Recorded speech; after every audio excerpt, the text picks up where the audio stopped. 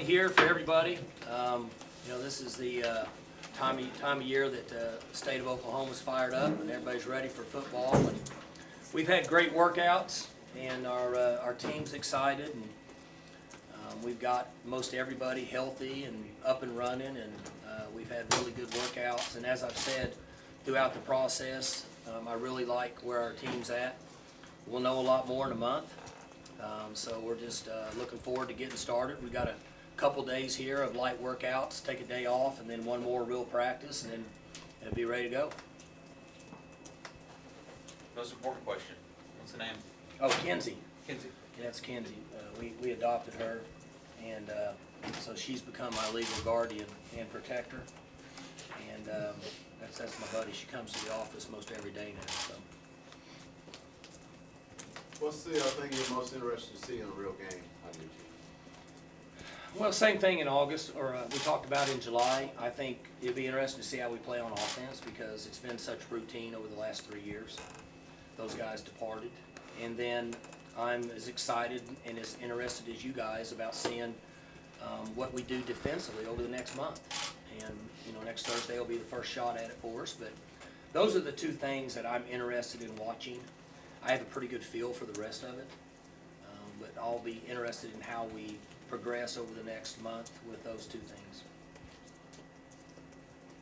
Coach, what does it look like at your quarterback position? Well, Taylor's doing really well.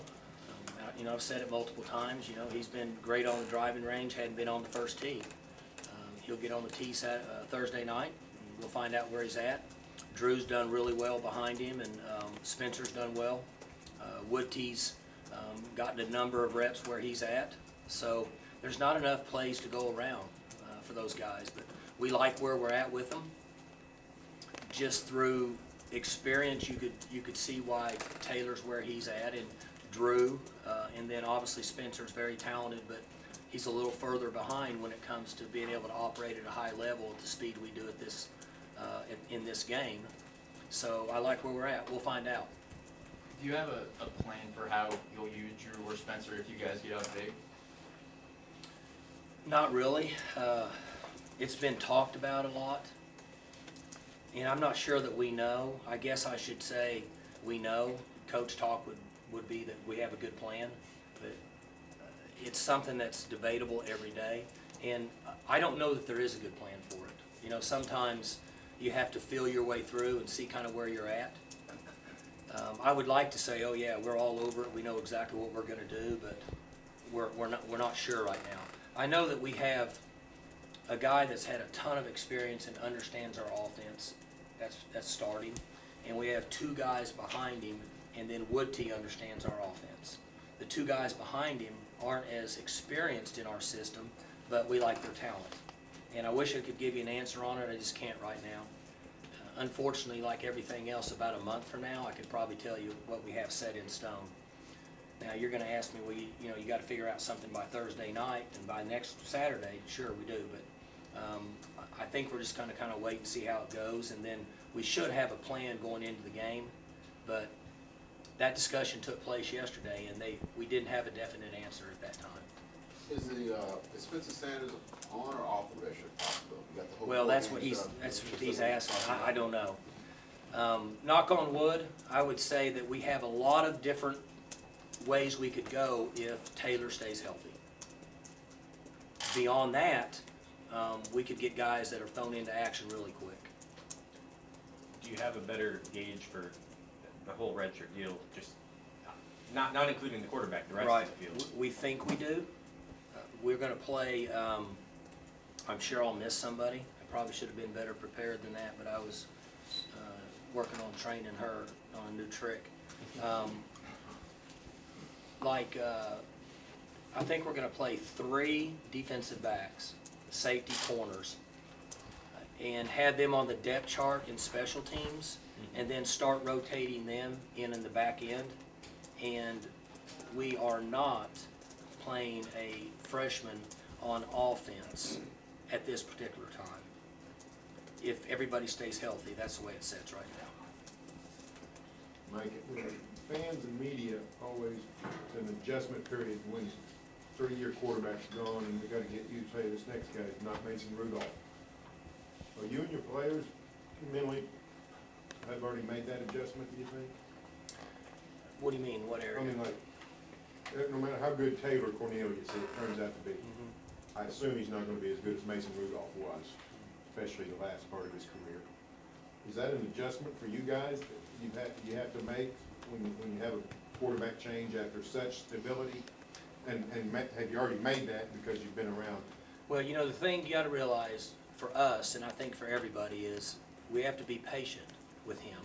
He hasn't played, and Mason was arguably the best quarterback that's ever come through here, other than guys that played prior to the 90s.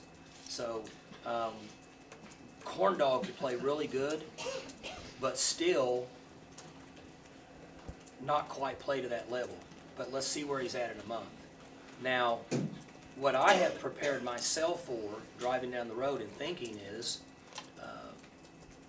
we were so used to James running as fast as he can down the field and a ball coming from out of the top of the stadium in his hands, and he ran in for a touchdown.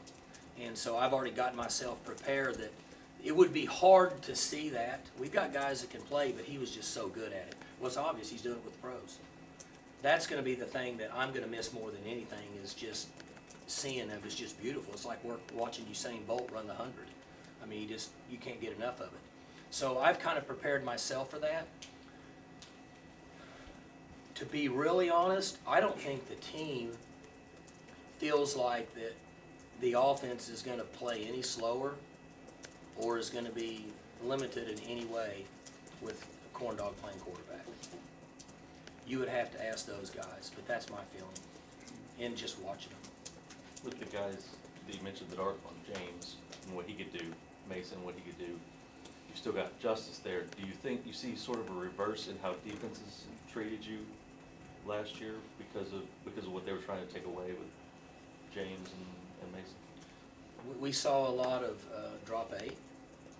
We saw a lot of underneath coverage that was deeper than normal based on the fear of those guys catching passes. So I would guess it would be a little more routine than what it has been, yes. We have to be balanced offensively. We need to rush the ball effectively, and we need to, I mean, we're going to throw the ball down the field deep. I mean, it might not look good, but we're not going to stop doing that. That's what we do. That's who we are. So hopefully we'll hit a percentage of them. You know, we have a pretty good idea of how many we need to hit, but we're going to chunk it down the field a bunch, and we're going to see what happens. You said you were curious, Mike, about what you see in Taylor next Thursday. Is there any part of you that's anxious or nervous about what you get from him? Will you need to see him complete a certain pass for you to feel? He can throw them all. Mm-hmm. I'm not nervous about him at all. I'm really not. I've been wrong before a lot of times in my life, but I'm not concerned one bit with him. What are you nervous about? Whether Kenzie needs to go to the bathroom or not. A little bit. We took her out, but that makes me a little nervous. Other than that, I'm in pretty good shape. Will Kenzie be around on game days? She will be at home on game day, but she sure likes going to practice and being in the locker room with the guys. How have you seen Severin, the A&M grad transfer, progress over the last few weeks since he's gotten into camp, and how do you think what kind of a role he will play early on this year? He's improved considerably over the last few days. He came in a little late based on graduation, and then you have to go through your acclimatization days. So he was really a week behind everybody. Then he went back for graduation and missed, I think, 2 or 3 days because he had flight problems coming back. And he's settled in now. I'm going to guess he's been at like 5 straight practices, and I've seen where he's improved during that time. And I hate to keep using this, but he kind of falls in the same category that he should be up and running pretty good in a month based on our system and what we do and the terminology. And good news is he's mature, he's physically strong and can run, and that'll give him a chance. Mike, you've got Shane Richards at right guard on the depth chart, and Larry over with Marcus at left guard. Is that Shane's emergence in camp, or is that Larry kind of slow to get back into the fold? Well, we have 8 linemen, in my opinion, that we're fairly comfortable with, that we could play our style of offense and block pretty good. So what we would like to do, Mark, is give some of those guys a rest. There are certain players that we've had at the offensive line position over the years we've played fast that have really good cardiovascular systems. Even though some of them may be heavy set, some of them may be thin, it's just different. Just genetically, people are different. That can play a whole game and it doesn't affect them. Then we have some guys that give great effort, but their cardiovascular system doesn't allow them to be as effective if they get a little fatigue. And so hopefully we can sub some of those guys out. That's our plan. How much of that we can follow through, I'm not sure. But we feel really good about those 3 guards. And we would prefer to rotate those guys and keep them fresh if all things worked like we want them to. Obviously, we've seen Marcus and Larry. What about Shane do you like? He's been in the system for quite a while now. We feel comfortable about his knowledge and his awareness and understanding of playing really fast. He's a giant. I mean, he's 6'7" or whatever they put on there. He's really big. It's kind of like Pat Jones says, at some point you're big, however tall you are. I don't know what he is, but he's 336. He's probably 356. So he's a big man that can get on you and lock on. What did Arlington Hambright show you guys that made you go with him at left tackle? Very athletic. Came in and paid his dues here, worked hard. Coach Glass and the strength staff were fantastic with him. He had a change mentally. You know, he's from Detroit. And so I used to recruit up there for a number of years, and they're not going to be as developed as what young men are from the state of Texas and even Oklahoma now with the off-season training and the summer conditioning that we have. It's a little different up there, so he was a little further behind. So when we brought him in here, he had a stop before here. When we brought him in here, this was all new to him. And since then, he's done very well, and the strength staff has got him up and moving. He's going to go through some growing pains. He falls in the same category as Corn Dog in that we have to be patient with him. He's going to have to make mistakes and correct himself and make more mistakes and correct himself. But hopefully, around the 1st of October, he'll be playing well enough for us to be very competitive. I think this is year 14 for you now as head coach here. Do you ever have a chance to reflect on how you've grown, how things have progressed till now from the beginning? Me personally, you know, I said this a couple of years ago. I enjoy my job. I understand the things that are really important. The players are fascinating to me, and I tell them this just about every day. It's a joke they pay me to do this. I've never really had a job, and they work so hard and over the summer and all that. You guys have heard all the coach talk, but our guys practice that way, and our culture has gotten to a point now where, for example, when they're going at it in practice and the fight breaks out, which happens quite a bit because you have a bunch of guys with egos and they're competitive, well, they just understand how to break the fight up themselves and go play the next play, and then it never goes from there off the field. And that takes time to develop, and so I tell them every practice, it's just enjoyable for me to watch them. So I've gotten to that point now in my career where I really like what I do. We have a tremendous staff. We have a great working relationship with the administration here and on campus. So, you know, these are fun days for me. And to see the guys develop like Hambright and young men that come in that are essentially clueless, and then after they've been here a year, they start to get it. Those are the things that I really enjoy. You know, we want to be competitive. We want to win just like everybody else. But for me, I mean, we're at a pretty good place right now, and I'm enjoying that time. I'm not so hard-headed to look past enjoying where I am and then get to a point where I retire and think, well, that wasn't any fun. You didn't even enjoy the process. And that, my first 7 or 8 years, I don't know that I enjoyed the process. I was so concerned with things that didn't really matter. And I finally realized what mattered. And so, you know, my blood pressure, I checked it the other day, I was 120 over 82. That's pretty good for a guy that's 51 years old. So I'm in a pretty good place now. Is there anything that would make it even better?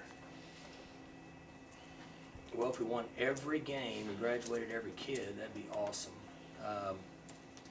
You know, I hate to feel like that we as a unit and an organization, or me personally, is entitled to anything, because I think once you become entitled, entitlement's a terrible thing. And I've kind of learned that to put all that aside and what comes our way is awesome, and what doesn't, let's fix it and try to make it better next time. You talked about some of the offensive line, with some of the new guys in the lineup individually. As a group, offensive lines tend to take a personality as a group. Right now, would you say yours is a little bit better in pass pro, or a little bit better in run blocking, or are they still kind of forging what their personality is going to be? I think overall we're better, and we should be better midway through the season because of the depth we have and the maturity. We have some good young players that are really skilled in their game, but they don't have a lot of experience. But going back to what Coach Jones says, if you have a really skilled player and you put him out there, then he's going to be a good player eventually once he figures it out. And I'm kind of leaning on that right now with some of these guys. You know, Henson has a tough job in being an offensive line coach, because I think I'm an offensive line coach, and I feel like we can always do things better. I would like to see our backs get a yard past the line of scrimmage before they made a cut on our downhill plays. Now, obviously that's not going to happen on the outside plays. If that happens, we're going to rush for a lot of yards, and so we can always improve in that area. And then, you know, as well as anybody, I mean, our protection's based on the speed of our offense, and we move so fast that we hope that we don't get much of a pass rush based on the complexity and what we do offensively and the problems that we create for other teams. Between that video board, the food court, beer, whatever it may be, the fan experience of going to Pickens Stadium has really changed. Just how excited are you for what fans will get to enjoy here this year? We were talking about this the other day, Coach Holder, and we had a number of prominent boosters that have been involved in this, well, the big picture here for 15 years, as well as Gary, who paid for the video board. And the one smart thing that happened here, in my opinion, is we built a stadium that capacity is perfect for Oklahoma State. If you take if you look around the country, you'll realize that people are building stadiums that are too big for college football, based on television, based on streaming on live, based on, there's so many other things that families do now, different activities, you know, even in the state of Oklahoma with all your casinos and places for people to be. There's so many other things going on that if you build a stadium that's you're not capable of filling, you know, when you're playing well, then you've probably made a mistake from a business standpoint. And with what we've done here, they adjusted the seating, so I don't know what it is now, 50 something, 8,400 or something. And then now with this video board, you know, we've been out here a number of days with it, and it's fantastic. It looks like it's one TV. My 13-year-old the other day just swears it's not 4 pieces. And I said it's 4 pieces, but it's the quality and the clarity is unbelievable. And how close it is, that in our west end zone, you know, those are the seats that sometimes we still have to sell. They're going to be gone. Because when I sit up, yesterday we practiced, and I sit up there at the stands and watched practice, and the video board was running, and I was up at the west end zone, and that's the best seat in the house. You can see the game open up, and you can see the video board. So we did a fantastic job of the facility we have and the way it's designed. And I still say, with the proximity of that video board to the field, I would be surprised if there's going to be one better anywhere in the country. I know there's 6 people that have one bigger, but it's not as close to the field as ours. So it's pretty cool. They did a great job. And I know they're changing some things under the stadium. I've heard people in the community say they're really excited about that. You know, that's a little bit over my head. I don't know what all's going on there. But if I could offer any advice, I would say that if you sit on your hands and don't make things more fan-friendly, you're probably going to get people that don't come to games. And I think that's what our people are doing. You know, get smart people involved, make good decisions, and go on down the road.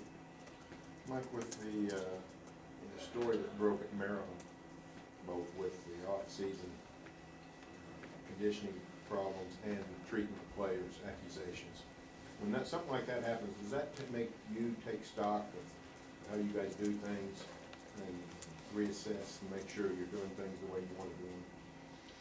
Yeah, we make mistakes on games. We call bad defenses, we call poor offensive plays, we make a special teams mistake. But when, in that area, and I don't know, I'm not directing this answer at Maryland because I'm not at Maryland. I don't have a clue what's going on there. From what I read, gives us a bad name in general.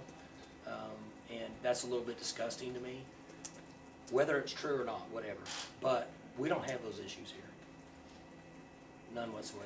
This is the best place to play if you want to play and enjoy your career and be in an environment where you're treated with respect, you're coached with respect. Now, you have to be on time, there's accountability, there's structure, there's discipline, but we treat our players first class, and if their exit interview says that we don't, then it makes me sick. Now, we have 135 guys on our team. I'm gonna guess that not all of them are gonna feel like they've had every opportunity to be the starter or the backup. That's not the area I'm talking about. But if a young man says he's hurt, his hamstring or his hip flexor sore, and he can't practice, then we go over to the medical facility and Scott and John take care of him and we give him that respect until he says he's ready to get back on the field and play. And we had this conversation the other day. Because if he's hurt, he's hurt. He doesn't need to be on the field. If he's not hurt and he doesn't want to be on the field, he's not gonna play anyway.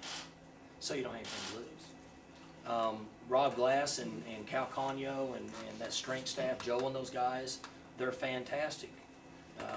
We understand if a player, we're not perfect. There's a numbers game, right? If you take, maybe you and I talked about this, but if you take, how many Power 5 schools are there? 65. 65. And I'm not saying you have the other schools too, but just take 65 schools. They all have a full strength staff, they all have full medical staff, times the 105 players. That's a big number. Sometimes something could happen to a young man based on percentages. Something could happen, even if you're doing everything possible. We had an issue here, and unfortunately the young man had a heart condition here. And so that could happen. You don't want it to, but it could. But if we have a young man that's not doing good, we get him over, we treat him, we do everything possibly to make sure that we're taking care of the players. Does it make you reassess what you're doing? Yes. But fortunately, when we look back at what we're doing, I don't see any flaws in that system yet. Because it's a very player-friendly